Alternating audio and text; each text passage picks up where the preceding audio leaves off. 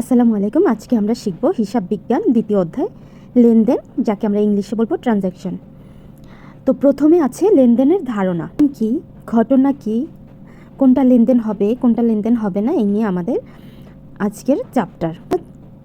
Previous চ্যাপ্টারে শিখেছি কিভাবে হিসাব বিজ্ঞানের মাধ্যমে আমরা প্রতিদিনকার যেই হিসাবগুলো থাকবে সেগুলা হিসাবের খাতায় লিপিবদ্ধ করব।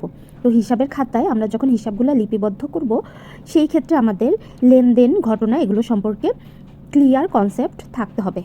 কারণ সব কিছু কিন্তু লেনদেন হিসেবে কাউন্ট হবে না, বা সব রকম ঘটনা কিন্তু হিসাবের খাতায় আমরা লিপিবদ্ধ করব না। তাই কোনটা করব কোনটা করব না সেটা আমাদের বুঝতে হবে। যে কোনো একটা ঘটনা হইলো সেটা কিন্তু লেনদেন হবে না। যেমন লেনদেন কখন আমরা বলবো, যখন সেটা অর্থের অঙ্কে পরিমাপযোগ্য হবে, ব্যবসার আর্থিক অবস্থার পরিবর্তন ঘটবে। তাহলে আমরা দুইটা জিনিস জাস্ট মনে রাখবো। একটা ঘটনা লেনদেন কিনা এটা বোঝার জন্য আমাদেরকে কী করতে হবে, দুইটা জিনিস মাথায় রাখতে হবে। আমি আগেও বলছি, আমরা যখন হিসাব বিজ্ঞান সাবজেক্টটা পড়বো তখন আমার নিজেকে ব্যবসায়ী মনে করতে হবে। আমার নিজের একটা প্রতিষ্ঠান আছে, ওই জায়গায় আমার নিজেকে দাঁড় করাইতে হবে, তাহলে আমি এই জিনিসগুলো সহজে বুঝতে পারবো। তো যে কোনো ঘটনাকে আমি দুইটা জিনিস দ্বারা যাচাই করব। যদি ওই দুইটা ঘটনা যদি ওই দুইটা কনসেপ্ট মিলে যায় তাহলে সেই ঘটনাকে আমি লেনদেন বলবো, আর ওই যদি দুইটা কনসেপ্ট না মিলে তাহলে আমি তাকে লেনদেন বলবো না। প্রথমত অবশ্যই অর্থের অঙ্কে পরিমাপযোগ্য ঘটনা হতে হবে, মানে ওই ঘটনায় টাকার অঙ্কের কথা উল্লেখ থাকবে। ওই ঘটনা দ্বারা হয়তো আমার প্রতিষ্ঠানে টাকা আসবে অথবা আমার প্রতিষ্ঠান থেকে টাকা চলে যাবে, এরকম ঘটনা হতে হবে। দ্বিতীয়ত ওই ঘটনা দ্বারা আমার ব্যবসার আর্থিক অবস্থার পরিবর্তন ঘটবে, মানে হয় আমার আর্থিক অবস্থা আরও ভালো হবে, না হয় আর্থিক অবস্থা খারাপ হবে। এই দুইটা কনসেপ্ট যদি আমার মিলে যায় তাহলে আমি সেই ঘটনাগুলোকে লেনদেন বলতে পারবো। আমরা যদি কিছু উদাহরণ দেখি তাহলে আরও সহজে বুঝতে পারবো। যেমন এখানে একটা উদাহরণ আছে, সীমান্ত ট্রেডার্স 5,000 টাকা দিয়ে অফিসের জন্য একটি আলমারি ক্রয় করলেন। এখানে আমি যদি দেখি সীমান্ত ট্রেডার্স, ধরলাম আমি সীমান্ত ট্রেডার্স, তাহলে আমি 5,000 টাকা দিয়ে আমার অফিসের জন্য একটা আলমারি কিনি। তাই 5,000 টাকা দিয়ে যখন আমি অফিসের জন্য আলমারি কিনি, 5,000 এই ক্যাশ টাকাটা কি আমার কাছ থেকে চলে গেছে, তার মানে আমার ক্যাশ টাকার পরিমাণটা কমে গেছে। এখানে একদম সরাসরি টাকার অঙ্কে পরিমাপযোগ্য যেটা সেটা দেওয়া আছে। দ্বিতীয়ত, যেহেতু আমি অফিসের জন্য আলমারি কিনি, আলমারিটা হচ্ছে একটা সম্পদ, এগুলোকে বলে স্থায়ী সম্পদ, আলমারি, ফার্নিচার। তো এগুলা কিন্তু আমরা সবসময় কিনি না, একবারই কিনি যেন আমি দীর্ঘ সময় ধরে ইউজ করতে পারি। এটা যেহেতু ব্যবসার জন্য একটা সম্পদ, এটা কেনার কারণে কি আমার আর্থিক অবস্থার পরিবর্তন হয়, আমার ক্যাশ টাকা চলে যায়, 5,000 টাকা নামক ক্যাশ টাকা চলে যায়, এবং এই আলমারি নামক একটা সম্পত্তি আমার ব্যবসায় বৃদ্ধি পায়। তাই এর মাধ্যমে আমি এই ঘটনাটাকে লেনদেন বলতে পারবো, কারণ এটা আমার ওই দুইটা শর্ত মেনে চলেছে, তাই আমি এটাকে লেনদেন বলবো। আচ্ছা, এখন একটা ঘটনা আছে, সেটা হচ্ছে দোকান থেকে ফেরার পথে প্রতিষ্ঠানের মালিক দুর্ঘটনায় আহত হলেন। আমি ধরলাম প্রতিষ্ঠানের মালিক আমি আমার কোম্পানি থেকে যখন বাসায় যাচ্ছি তখন কোনো একটা ঘটনা দ্বারা বা কোনো একটা অ্যাক্সিডেন্ট আমি করি। এখন এই যে আমি অ্যাক্সিডেন্ট করছি, আমার কাছে তো কোনো টাকা আসে নাই বা যায় নাই, বা আমার ব্যবসায়ের কিন্তু কোনো পরিবর্তন হয় নাই আমার অ্যাক্সিডেন্টের কারণে। এখানে টাকা আসা বা যাওয়া বা ব্যবসার যে প্রতিষ্ঠানের পরিবর্তন হয়, সব কিছু কিন্তু ব্যবসায়িক দিক দিয়ে বিবেচনা করতে হবে। ব্যক্তিগত খাত থেকে আমার কাছ থেকে টাকা যাবে, যেহেতু আমার ট্রিটমেন্ট করানো লাগবে, বাট এটা তো আমার ব্যবসায়ের প্রতিষ্ঠানের সাথে কোনো সম্পর্ক না, এটা আমার ব্যক্তিগত সম্পর্ক। সো এই রকম ধার থেকে ব্যয় হলে বা আয় হলে সেটাকে আমি শুধুমাত্র যদি আমার ব্যবসায় প্রতিষ্ঠানে পরিবর্তন হয় সেটা আমি লেনদেন বলবো। যেমন প্রথম ঘটনাটা কিন্তু আলমারি ক্রয়ের যে ব্যাপারটা ছিল সেটা কিন্তু ছিল আমার ব্যবসা প্রতিষ্ঠানের জন্য ক্রয়। যদি ওই ঘটনায় এভাবে থাকতো যে আমি আমার নিজের বাসার জন্য আলমারি ক্রয় করলাম, বা আমি কাউকে গিফট করার জন্য আলমারি ক্রয় করলাম, তাহলে কিন্তু সেই ঘটনাটাও লেনদেন হতো না। কেননা সেটা হতো ব্যক্তিগত মাধ্যমে আমি যতই খরচ করি না কেন সেটা আমার লেনদেন হবে না। লেনদেনটা তখনই হবে যখন সেটা ব্যবসায়ের সাথে জড়িত থাকবে, এবং অবশ্যই সেটার দ্বারা টাকার অঙ্কের উল্লেখ থাকবে এবং ব্যবসায়ের আর্থিক অবস্থার কোনো না কোনো পরিবর্তন হবে। কিন্তু লেনদেন বলতে মূলত কি, যদি সহজভাবে বুঝতে চাই, সেটা হবে নেওয়া ও দেওয়ার যেই সম্পর্ক। আচ্ছা, তাহলে আমরা যদি লেনদেন শব্দটি সহজভাবে মনে রাখতে চাই, সেটা মনে রাখার উপায় হচ্ছে আদান প্রদান, মানে টাকা আসবে অথবা টাকা চলে যাবে। এই দুইটা টার্ম মনে রাখলেই লেনদেন কি সেটা আমরা সহজে মনে রাখতে পারবো। এখানে লেনদেনের সংজ্ঞা দেওয়া আছে যে যেসব ঘটনা অর্থের অঙ্কে পরিমাপযোগ্য থাকবে এবং যেটা দ্বারা প্রতিষ্ঠানের আর্থিক অবস্থার পরিবর্তন ঘটবে, সেই সব ঘটনাকেই আমরা শুধুমাত্র লেনদেন বলবো। দুই প্রকার, একটা হচ্ছে বাহ্যিক লেনদেন আর একটা হচ্ছে অভ্যন্তরীণ লেনদেন। বাহ্যিক লেনদেন হচ্ছে যেই লেনদেনগুলো প্রতিষ্ঠানের বাইরের সাথে সম্পর্কযুক্ত। আমার প্রতিষ্ঠানের সাথে বাইরের অন্য একটা প্রতিষ্ঠানের সাথে যেই লেনদেনগুলো হবে সেগুলো হচ্ছে বাহ্যিক লেনদেন। আর অভ্যন্তরীণ লেনদেন হচ্ছে আমার প্রতিষ্ঠানের মধ্যকার যেই সব সংঘটিত হবে, যেটা লেনদেন হিসেবে কাউন্ট হবে, মানে দ্বারা আর্থিক অবস্থার পরিবর্তন হবে, যেটা অর্থের অঙ্কে পরিমাপযোগ্য, সেগুলোকে বলা হয় অভ্যন্তরীণ লেনদেন। এখন বাহ্যিক লেনদেন মানে কি? মানে বাইরের প্রতিষ্ঠানের বাইরে যে লেনদেন সংঘটিত হবে, তবে সেই যে ঘটনাটা সংঘটিত হবে সেটা অবশ্যই অর্থনৈতিক হতে হবে। এটা দুটো পক্ষকে প্রভাবিত করবে, মানে অবশ্যই সেই ঘটনায় দুটো পক্ষ থাকবে। দুটো পক্ষ না থাকলে সেটা হবে না। যেমন কোনো সরবরাহকারীর কাছ থেকে বাবুল স্টোর্স কর্তৃক পণ্যদ্রব্য ক্রয়, অথবা ব্যবসায়ী প্রতিষ্ঠান কর্তৃক বাড়িওয়ালাকে মাসিক ভাড়া প্রদান। এখানে প্রথম যেই ঘটনাটা, কোনো সরবরাহকারীর কাছ থেকে বাবুল স্টোর্স কর্তৃক পণ্যদ্রব্য ক্রয়। বাবুল স্টোর্স, ধরলাম আমার ব্যবসায়ী প্রতিষ্ঠানের নাম হচ্ছে বাবুল স্টোর্স। এখন আমার ব্যবসার জন্য আমি পণ্য ক্রয় করি। কোথা থেকে করি? কোনো একটা সরবরাহকারীর কাছ থেকে, অন্য কোনো প্রতিষ্ঠান থেকে আমি আমার ব্যবসায়ী প্রতিষ্ঠানের জন্য পণ্য ক্রয় করি। এখানে কিন্তু দুইটা পক্ষ আছে, একটা হচ্ছে পণ্য ক্রয়, আরেকটা হচ্ছে প্রতিষ্ঠান থেকে আমি পণ্য ক্রয় করছি।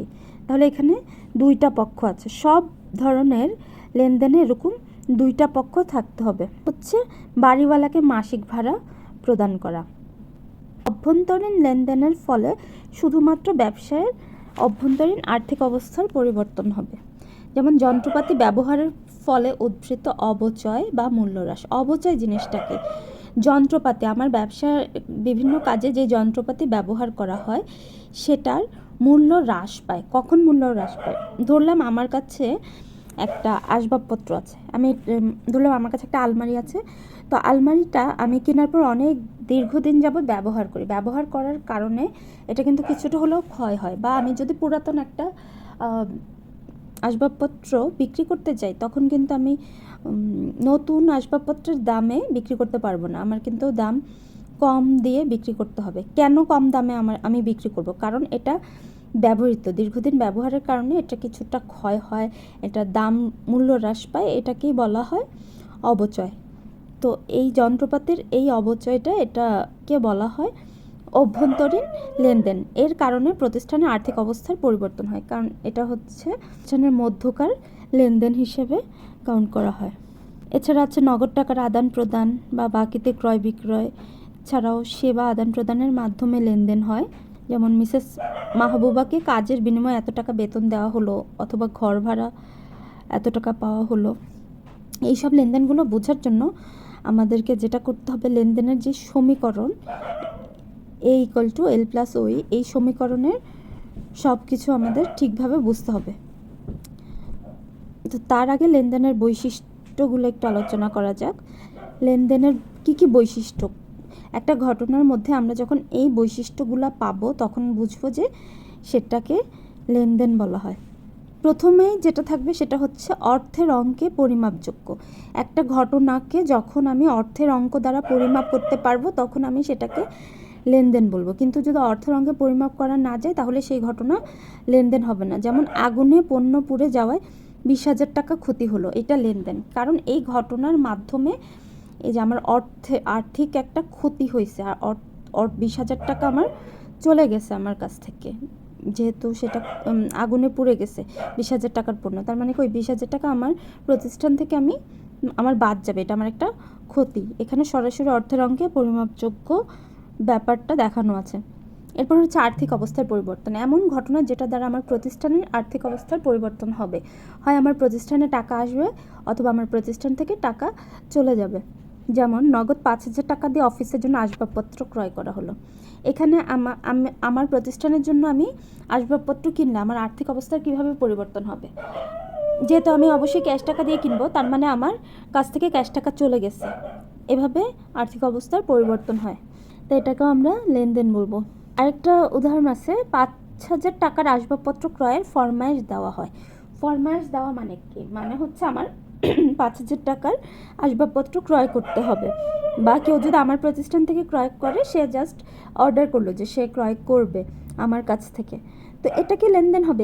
এখানেও তো আর অর্থের অঙ্ক দেওয়া আছে, এটা লেনদেন হবে না। লেনদেন কখন হবে? যখন সে জিনিসটা ক্রয় করে ফেলবে বা জিনিসটা বিক্রয় করে ফেলবে, ক্রয় করার কথা চিন্তা করলো বা ফরমাইশ দিল, এগুলো লেনদেন হবে না যতক্ষণ না পর্যন্ত সেটা সম্পাদন না করা হয়, সেটা না ঘটে, ততক্ষণ পর্যন্ত আমি সেটাকে লেনদেন বলবো না। এরপর হচ্ছে দ্বৈত সত্তা, মানে প্রতিটা লেনদেনে অবশ্যই দুইটা পক্ষ থাকবে, এক পক্ষ সুবিধা গ্রহণ করবে আর অন্য পক্ষ সুবিধা প্রদান করবে। যেমন কর্মচারীদের বেতন দেওয়া হলো এত টাকা, 5,000 টাকা, এখানে দুইটা পক্ষ আছে, একটা হচ্ছে বেতন আর একটা হচ্ছে নগদান হিসাব। এইরকম প্রতিটা লেনদেনেই দুইটা পক্ষ থাকবে। বেতন দেওয়া হলো, এটা তো বোঝাই যাচ্ছে বেতন। আর বেতনের টাকাটা আমি কিভাবে দিছি? নগদ টাকায় দিছি। তার মানে যারা বেতন দিছে তাদের নগদ 5,000 টাকা কিন্তু নগদ সম্পদ তাদের কমে গেছে। এভাবে দুইটা পক্ষ হয়। এখন যদি আমাদের মাথায় আসে যে আসলে আমি কিভাবে বুঝবো এটা নগদ নাকি ধারে, সেক্ষেত্রে অনেক সময় নগদ কথাটা উল্লেখ থাকে আর ধারের ক্ষেত্রে কিন্তু অবশ্যই উল্লেখ থাকে, ধারে ক্রয় করা হলো। যদি কোনো কিছু উল্লেখ না থাকে তাহলে আমরা ধরবো সেটা নগদের কথাই বলা আছে। এরপর হচ্ছে সম্পূর্ণ ও স্বতন্ত্র, মানে একটা লেনদেন আরেকটা লেনদেন থেকে একদম আলাদা থাকবে। স্বয়ং সম্পূর্ণ আর স্বতন্ত্র মানে কি আলাদা। যেমন 10,000 টাকায় পণ্য বিক্রয় করে 7 দিন পর টাকা পাওয়া গেল, এখানে ধারে বিক্রয় একটি লেনদেন এবং 7 দিন পরে টাকা প্রাপ্তি আরেকটা লেনদেন। মানে কি 10,000 টাকায় আমি একটা পণ্য বিক্রি করছি, তাহলে পণ্য বিক্রি করলে আমি কি পাবো? টাকা পাবো। তাহলে এখন এই দুইটাকে কিন্তু আমি একটা লেনদেন হিসেবে দেখাইতে পারবো না, এখানে দুইটা পক্ষ থাকবে, দুইটা আলাদা হিসাব, মোট কথা আলাদা হিসাবে দুইটা হবে। দুইটাকে কিন্তু আমি এক হিসাবে দেখাইলে হবে না। আমি যদি দুইটাকে নগদ হিসাবে দেখাই তাহলেও হবে না, দুইটাকে যদি আমি বিক্রয় হিসাব দেখাই তাহলেও হবে না। দুই রকমের হিসাব, এখানে দুইটা হিসাব আসবে। একটা হচ্ছে নগদ হিসাব, যেহেতু বিক্রি করার মাধ্যমে আমি নগদ টাকা পাচ্ছি। আরেকটা হচ্ছে বিক্রয় হিসাব, কারণ বিক্রি করার মাধ্যমে আমার আয় বাড়ছে, বিক্রিকে বলা হয় আয়। তাই বলা হয় একটা লেনদেন আরেকটা লেনদেন থেকে সম্পূর্ণ আলাদা। এরপর হচ্ছে দৃশ্যমানতা, লেনদেন হচ্ছে দৃশ্যমানও হতে পারে অদৃশ্যমানও হতে পারে। দৃশ্যমান মানে কি? যেটা আমি দেখতে পাচ্ছি সেটা, আর অদৃশ্যমান যেটা দেখা যায় না সেটা। যেমন আসবাবপত্র ক্রয়, এখন আমি একটা আসবাবপত্র কিনলাম, তাহলে আমি আসবাবপত্র তো চোখে দেখতে পাচ্ছি, দেখে তো কিনছি, তার মানে এটা হচ্ছে দৃশ্যমান লেনদেন। আর অদৃশ্যমান লেনদেন হচ্ছে আসবাবপত্রের অপচয় মানে কি? মানে দীর্ঘদিন ব্যবহারের কারণে এটার যে ক্ষয় হয়, যার কারণে এটার দাম কমে যায়। এখন দাম যে কমে গেছে এটা কি চোখে দেখা যাচ্ছে? চোখে তো দেখা যাচ্ছে না, সো এটাকে আমরা বলবো অদৃশ্যমান লেনদেন। ঐতিহাসিক ঘটনা, যে সকল আর্থিক ঘটনা পূর্বে নিয়মিতভাবে হয়েছে সেটা হচ্ছে ঐতিহাসিক ঘটনা, যেটা ভবিষ্যতেও ঘটতে পারে এবং এর ফলে যদি আর্থিক অবস্থায় পরিবর্তন ঘটে তাহলে সেটা লেনদেন হিসেবে হবে। যেমন অনাদায়ী পাওনা সঞ্চিতি, প্রাপ্য হিসাব বার্তা সঞ্চিতি। আচ্ছা, এগুলো হচ্ছে মনে করেন কারো কাছে টাকা পাই, তো যেটা বলতেছিলাম যে একজন কাস্টমার আমার কাছ থেকে 50,000 টাকায় বাকিতে পণ্য কিনলো, এখন অনেক দিন হয়ে গেছে সে আমার টাকাটা দিচ্ছে না। এখন আমারও মনে হচ্ছে সে হয়তো আমার টাকাটা নাও দিতে পারে বা আমাকে অনেক ঘুরাইতে পারে এরকম।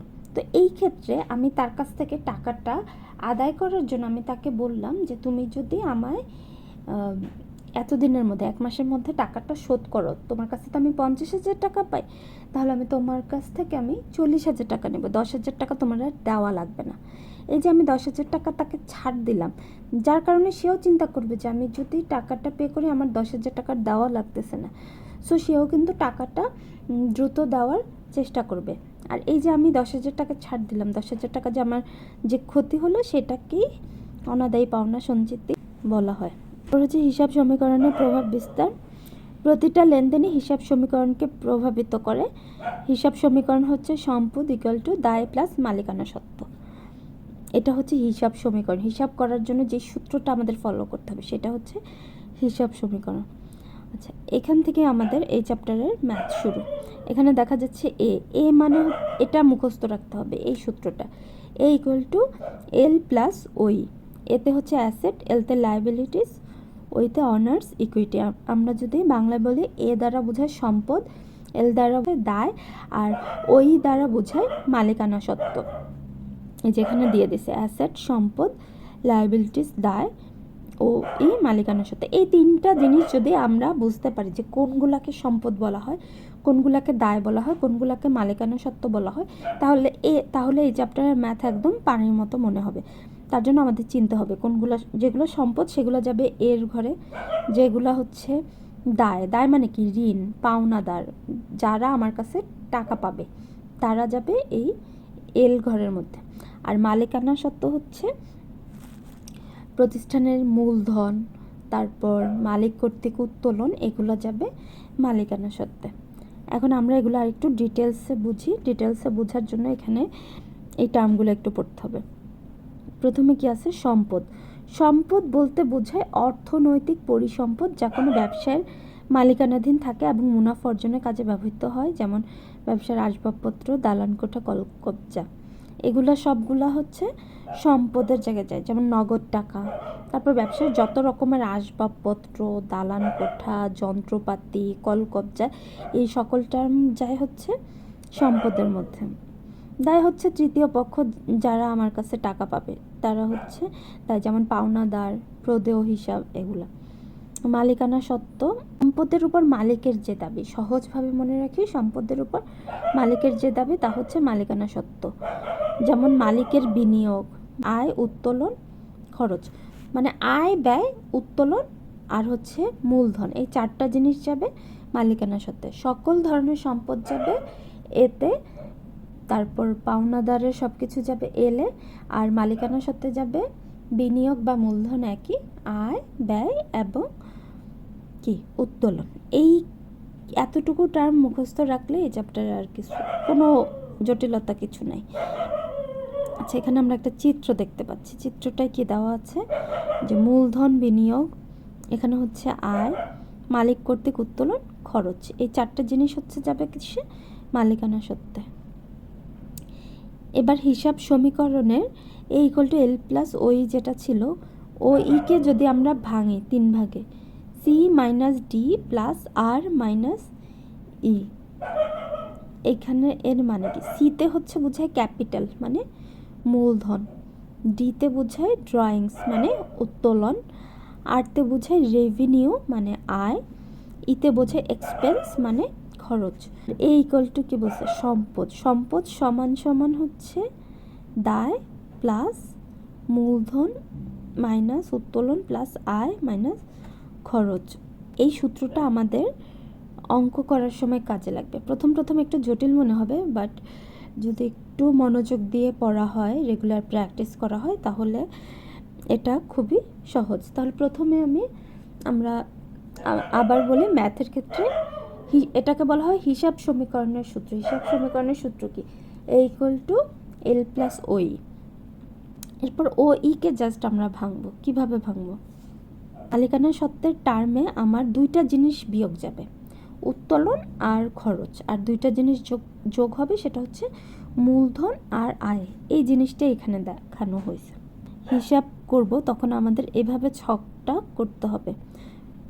প্রথমে থাকবে এ, মাঝখানে হচ্ছে সমান সমান এল প্লাস ওই। বাংলার ইয়াগুলো লেখা দরকার হয় না, এটা বোঝানোর জন্য আছে, বাট আমাদের খাতায় এটা লেখার প্রয়োজন হয় না। এ মানে বোঝায় সম্পদ, এল মানে বোঝায় দায়, আর ওই মানে বোঝায় মালিকানা সত্ত্ব। এখানে প্রতিটা যে ঘটনা আছে এর মধ্যে কোনটা লেনদেন কোনটা লেনদেন না, লেনদেন হলে কোনটা এতে যাবে, কোনটা এলে যাবে, কোনটা ওইতে যাবে, ওটা আমরা এখন শিখব। তাহলে ছকটা মনে রাখবো কিভাবে ছকটা করতে হবে। এভাবে আমরা ছক করব। প্রথম ঘরে থাকবে এ সমান সমান এল প্লাস ওই। এরপর দ্বিতীয় ঘরে, এর ঘরে আমরা কি হবে? নগদ, যন্ত্রপাতি, আসবাবপত্র। এলের ঘরে প্রদেয় হিসাব, আর ওইর ঘরে এখানে মূলধন মাইনাস উত্তোলন প্লাস আয় মাইনাস ব্যয়, এভাবে করে। তো এই জিনিসগুলো একটু মুখস্থ রাখতে। এলের ঘরে শুধু প্রদেয় হিসাবই হয়, আর ওইর ঘরে মূলধন মাইনাস উত্তোলন প্লাস আয় মাইনাস ব্যয়। তারপর এর ঘরে হচ্ছে নগদ, যন্ত্রপাতি, আসবাবপত্র। এটা আমরা এখানে যে ঘটনাগুলো আছে, ঘটনাগুলো পড়লেই আমরা বুঝবো যে কোনটা কোন ঘরে যাবে। তাহলে আমরা প্রথমে দেখি, প্রথমে কি আছে, নগদ 5,000 টাকা নিয়ে ব্যবসায় শুরু করা হলো। তাহলে যদি এটা আগে বুঝতে হবে, নগদ 5,000 টাকা নিয়ে ব্যবসা শুরু করা হলো, এটা লেনদেন হবে কি হবে না। এখানে সরাসরি ব্যবসা করার কথা বলা আছে, মানে ব্যবসা প্রতিষ্ঠানের কথা বলা আছে, নগদ টাকার কথা বলা আছে 5,000 টাকা, তো এটা অবশ্যই লেনদেন হবে। এখন লেনদেনের দুইটা পক্ষ হবে। এখন আমি দেখি ওই দুইটা পক্ষ কি কি। ব্যবসা যদি করে সেটাকে আমি বলবো মূলধন। ব্যবসার জন্য যেই হিসাবটা হবে, যখনই বলবে যে নগদ এত টাকা নিয়ে ব্যবসা শুরু করা হলো, তার মানে সেইটা মূলধন হিসাব বলে একটা হিসাব হবে। আর একটা হিসাব হবে, যেহেতু নগদ টাকার কথা সরাসরি বলা আছে, তাহলে নগদ হিসেবে আরেকটা হিসাব হবে। তাহলে একটা হিসাব যাবে নগদে, আরেকটা হিসাব যেহেতু মূলধন মানে হচ্ছে আমার ওখানে যাবে। তাহলে এই 5,000 টাকা আমি নগদ দিলাম, আর 5,000 টাকা আমি ওইতে দিলাম। এরপর হচ্ছে প্লাস হবে না মাইনাস হবে, শুধু বসায় দিলে হবে না, যে প্লাসও হইতে পারে মাইনাসও হইতে পারে। এটা আমরা বুঝবো কীভাবে? নগদ সম্পদ যদি বাড়ে, বৃদ্ধি পায়, সেই ক্ষেত্রে প্লাস হবে, আর যদি নগদ সম্পদ কমে তাহলে মাইনাস হবে। আর মূলধনের ক্ষেত্রেও মূলধনে প্লাস হবে। তাহলে মূলধনের ক্ষেত্রে যেহেতু প্লাস হবে, এখানে প্লাস চিহ্ন না দিলেও হয়, তবে মাইনাসের ক্ষেত্রে মাইনাস চিহ্ন দিতে হবে। আর নগদ টাকা যেহেতু বাড়ছে, তাহলে নগদ হিসাবে কি বাড়বে, মানে এটাও প্লাস 5,000 হবে। যেহেতু প্লাস চিহ্ন না দিলেও হয়, তাই এখানে কোথাও প্লাস চিহ্ন দেওয়া নাই, বাট এটা দেখে আমরা বুঝবো যে এখানে নগদ টাকাও বৃদ্ধি পাইছে, আর এখানে মালিকানা মূলধনও বৃদ্ধি পাইছে। দ্বিতীয়টা বলছে ধারে 5,000 টাকার। এটা বলার আগে আমরা এই টার্মগুলো একটু মনে রাখি, তাহলে আমাদের অঙ্ক করতে সুবিধা হবে। যেভাবে হচ্ছে কখন আমার সম্পদ বাড়বে, কখন আমার দায় বাড়বে, দায় কমবে, এই সবগুলো টার্ম বোঝার জন্য, এগুলো ম্যাথ না, এগুলো হচ্ছে আমি বুঝবো যে এগুলো যদি থাকে তাহলে আমার লেনদেনে কিভাবে সেটা প্রভাব বিস্তার করবে। যেমন মোট সম্পদ যদি বাড়ে, মোট সম্পদ মানে কি মোট সম্পদ বাড়লে মোট দায় অথবা মালিকানা সত্ত্ব, এই দুইটার মধ্যে যে কোনো একটা বাড়বে। আবার যদি সম্পদ কমে, তাহলে দায় অথবা মালিকানা সত্ত্ব যে কোনো একটা কমবে।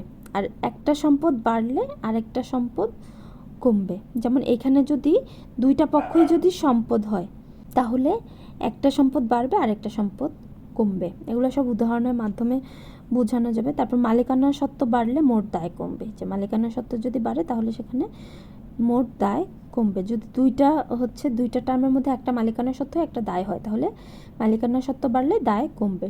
আর যদি মালিকানা সত্ত্ব কমে, তাহলে মোট দায় বাড়বে। আর যদি দুইটা টার্মে দায় হয়, তাহলে একটা দায় বাড়বে আরেকটা দায় কমবে। আচ্ছা, আমরা এগুলো উদাহরণের মাধ্যমে আরও সহজে বুঝতে পারবো। পরেরটা হচ্ছে ধারে 5,000 টাকার যন্ত্রপাতি ক্রয়। এটা কি লেনদেন কিনা? যন্ত্রপাতি এগুলো সবই আমার ব্যবসা প্রতিষ্ঠানের উদ্দেশ্যে, ব্যক্তিগত প্রয়োজনে নেই, তাই ধারে যন্ত্রপাতি ক্রয়, এখানেও টাকার অঙ্কের কথা বলা আছে, তাই এটাও কি হবে? লেনদেন হবে। আচ্ছা, এখন এখানে দুইটা পক্ষ আমাদের বের করতে হবে। কোন দুইটা পক্ষ হবে এখানে?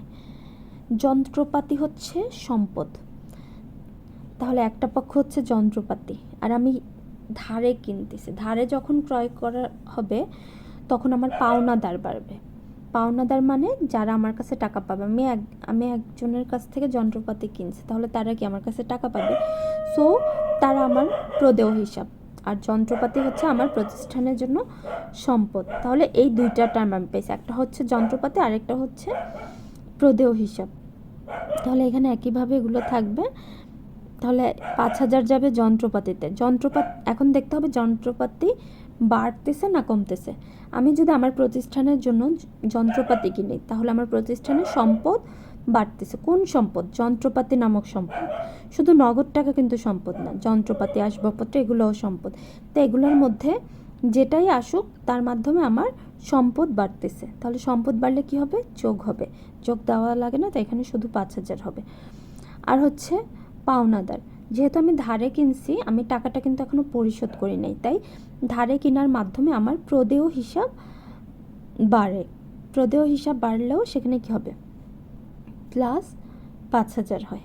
তাই এখানে এই দুইটা জায়গায় হবে। যন্ত্রপাতির জায়গায় হবে 5,000, যেহেতু আমি যন্ত্রপাতি কিনছি। আর যন্ত্রপাতি ধারে কেনার কারণে ধারে যন্ত্রপাতি কেনার কারণে প্রদেয় হিসাব নামক পাওনাদার বাড়ে, তাই এখানেও আমার প্লাস 5,000। তো এখানে কোন দুইটা জিনিস পরিবর্তন হয়? একটা হচ্ছে যন্ত্রপাতি নামক সম্পদ বৃদ্ধি পায় এবং প্রদেয় হিসাব বৃদ্ধি পায়।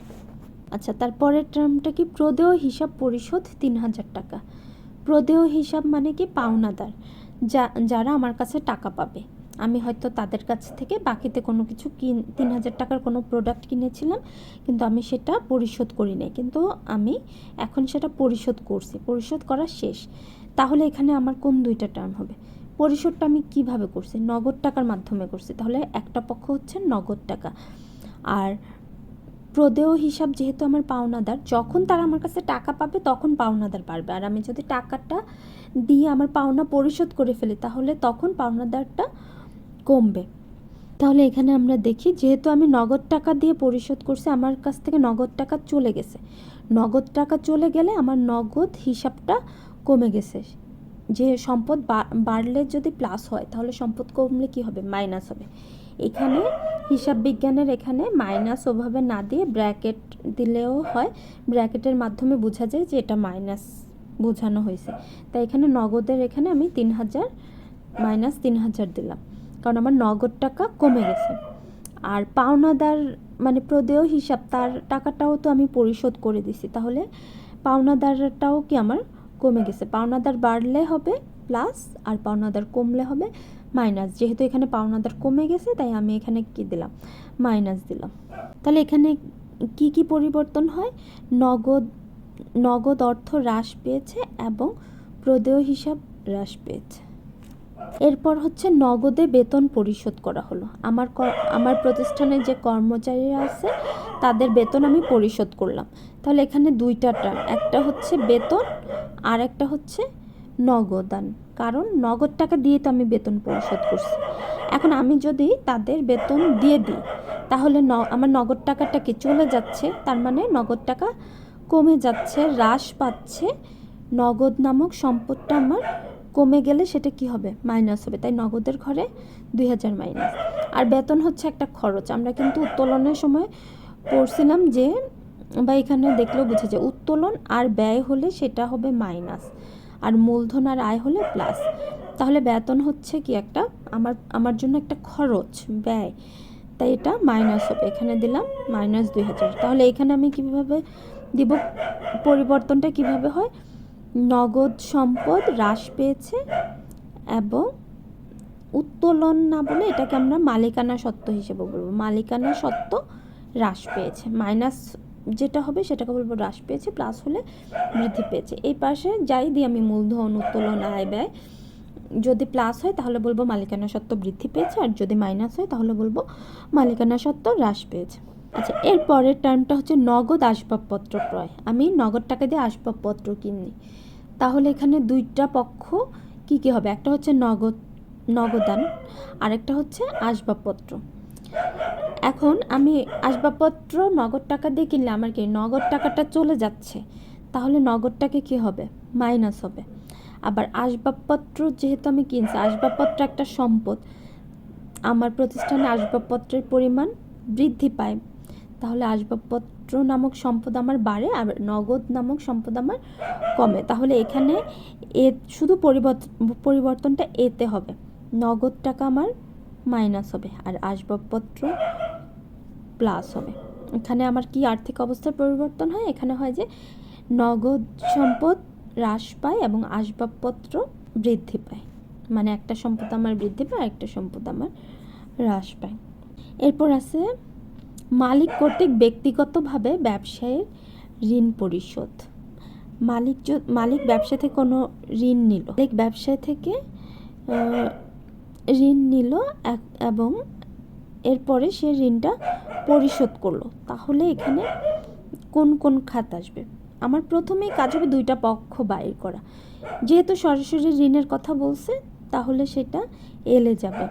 প্রদেয় হিসাবের বাইরে যদি এভাবে সরাসরি ঋণের কথা বলে, তাহলে ওখানে এলে আমরা প্রদেয় হিসাব না দিয়ে ঋণ কথাটা লিখবো। তাহলে ঋণ হচ্ছে একটা মাধ্যম। মালিক কি ব্যবসায় ঋণ পরিশোধ করে, মানে ব্যবসায় ঋণ পরিশোধ করা মানে কি? মানে মালিক ব্যবসা থেকে ধরলাম আমরা 5,000 টাকা সে নিল কোনো কাজের জন্য, সেটা সে ঋণ হিসাবে নিল। তাই যখন সে পরিশোধ করবে তখন তো সে ব্যবসা প্রতিষ্ঠানে টাকাটা দিবে। মালিক যখন ব্যবসা প্রতিষ্ঠানে টাকা দিবে সেটাকে মূলধন হিসেবে দেখানো হয়, আর মালিক যদি ব্যবসা প্রতিষ্ঠান থেকে টাকা নিয়ে নেয় তাহলে সেটাকে উত্তোলন হিসেবে দেখানো হয়। এখন পরিশোধ করতেছে মানে কি, সে টাকাটা ব্যবসা প্রতিষ্ঠানে ফেরত দিচ্ছে, তাহলে সেটা মূলধন হিসেবে দেখানো হবে। আর মূলধন সবসময় কি হবে, প্লাস হবে। আর ঋণ সে পরিশোধ করে ফেলছে, তার মানে কি, তার ঋণটা কমে গেছে। ঋণ কমে গেলে সেটা হয় মাইনাস। তাহলে এখানে হবে দায় হ্রাস পেয়েছে এবং মালিকানা সত্ত্ব বৃদ্ধি পেয়েছে। এরপর আছে বাকিতে পণ্য ক্রয়। বাকিতে যদি ক্রয় করি তাহলে কোন দুইটা মাধ্যম আসবে? বাকিতে পণ্য ক্রয় করলে কোন দুইটা মাধ্যম আসবে? একটা পক্ষ আসবে ক্রয়, যেহেতু আমি ক্রয় করতেছি। আর পণ্য ক্রয় করলে পণ্য নামে কিন্তু কোনো হিসাব কখনো আসবে না। কিন্তু যদি এটা সম্পদ ক্রয় হতো, লাইক আসবাবপত্র, যন্ত্রপাতি, সেই ক্ষেত্রে কিন্তু আমরা ক্রয় না লিখে আসবাবপত্র বা যন্ত্রপাতি নামে হিসাব দিতাম। সম্পদের নামে হিসাব দিতে হয়, কিন্তু পণ্যের ক্ষেত্রে শুধু ক্রয় বা বিক্রয় নামে হিসাব হয়। কিন্তু পণ্য নাম দিয়ে আমি হিসাব দিতে পারবো না যে পণ্য ক্রয়, পণ্য বিক্রয়, এভাবে দেওয়া যাবে না। তাহলে যেহেতু এখানে পণ্য ক্রয়ের কথা আছে, তাহলে একটা পক্ষ হবে ক্রয়। বাকিতে ক্রয় করলে পাওনাদার বা প্রদেয় হিসাব সৃষ্টি হয়। তাহলে দুইটা পক্ষের মধ্যে একটা হবে ক্রয় আর একটা হবে প্রদেয় হিসাব। যেহেতু আমি কোনো একটা প্রোডাক্ট ক্রয় করছি, ক্রয়টা কি এক ধরনের খরচ, তাহলে এটা যাবে আমার মালিকানা সত্ত্বের জায়গায়। আর খরচ কি হয়, মালিকানা সত্ত্বে বিয়োগ হয়, তাই এখানে বিয়োগ দেওয়া হয়েছে। আরেকটা পক্ষ কি, প্রদেয় হিসাব। বাকিতে ক্রয় করলে প্রদেয় হিসাব বাড়ে, তাই এলে প্রদেয় হিসাব এখানে প্লাস হবে। এখানে তাহলে কিভাবে পরিবর্তন হয়, দায় বৃদ্ধি পায় এবং মালিকানা সত্ত্ব হ্রাস পায়। মালিকানা সত্ত্ব বিয়োগ হলেই সেটা দেব মালিকানা সত্ত্ব হ্রাস পেয়েছে। আচ্ছা, তারপর হচ্ছে 20,000 টাকা ঋণ নিয়ে প্রদেয় হিসাব পরিশোধ। প্রদেয় হিসাব পরিশোধ করা হয়েছে। পরিশোধ করা মানে কি, প্রদেয় হিসাব কমে যাওয়া।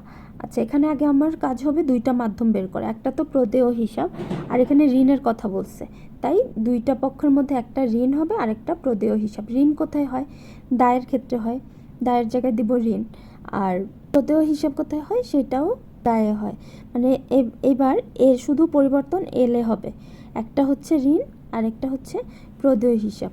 প্রদেয় হিসাব যেহেতু পরিশোধ করা হয়েছে, তার মানে প্রদেয় হিসাবের পরিমাণ কমে গেছে, আমার পাওনাদারের পরিমাণ কমে গেছে। কমে গেলে সেখানে কি হয়, মাইনাস হয়, তাই প্রদেয় হিসাবের ঘরে মাইনাস হয়েছে। আর প্রদেয় হিসাবটা আমি কিভাবে পরিশোধ করছি, ঋণ নিয়ে পরিশোধ করছি।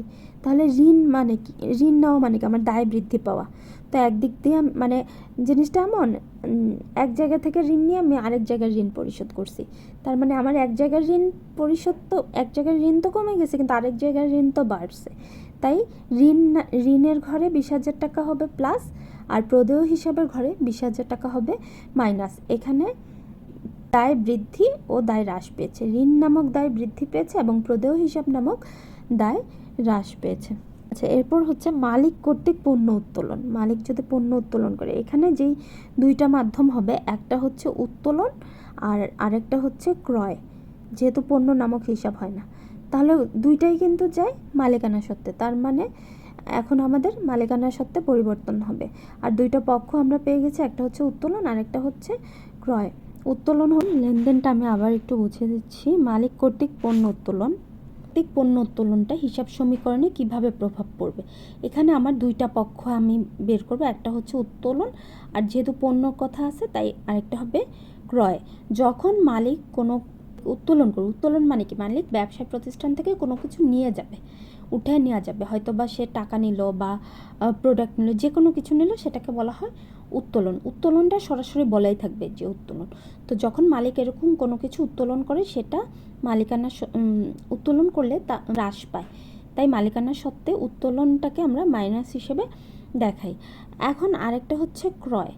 ক্রয় কিভাবে হ্রাস পায়, মনে করলাম আমি আমার ব্যবসা প্রতিষ্ঠানের জন্য অনেকগুলো প্রোডাক্ট আমি কিনলাম, কেনার মাধ্যমে কী হলো, আমার ক্রয় বা খরচটা বৃদ্ধি পেল।